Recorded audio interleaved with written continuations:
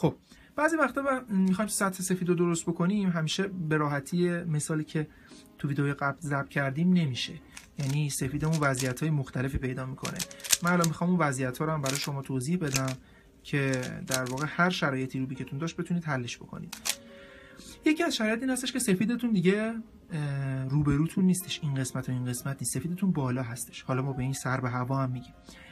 سفیدتون به این حالت هستش. این رو باید چیکار بکنید؟ باید ابتدا سطحی که روش سفید قرار گرفته، یعنی همین در سمت راستمون، یه بار بازش بکنیم، بعد رو بچرخونیم به سمت پشت. دقت کنید نیارید روبروتون، ببرید به سمت پشت، بعد این رو برگردونید سرش یا در رو ببندید. این مهرتون از حالت سفید رو به بالا خارج میشه همون روبرویی که شما احتیاج داشتین. سرش چه رنگی؟ قرمز. میبریم رو سطح قرمز، خب میدیمش کنار، این سطح میاد بالا میاد تو و بسته میشه. الان این بسته شد و رفت سر جاش.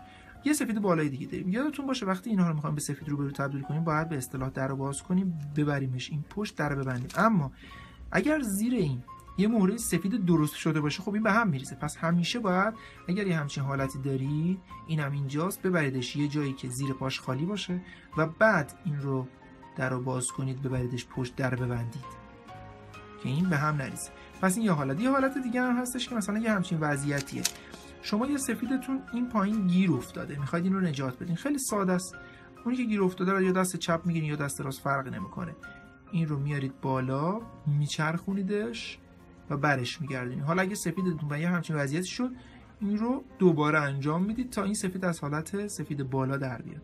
این کار یه ذره تمرکز میخواد، یه ذره تمرین میخوادش. با تمرین بسیار ساده حل میشه. الان این سفید روبرو با مرکز قرمز میدیمش کنار، این در باز میشه میاد تو و در بسته میشه.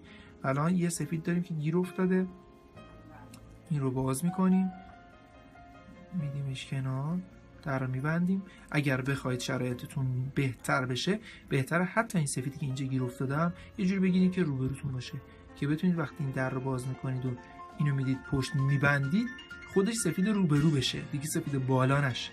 اینها دیگه با خلاقیت خودتون قابل انجام هستش و به همین سادگی ردیف اولتون کامل میشه.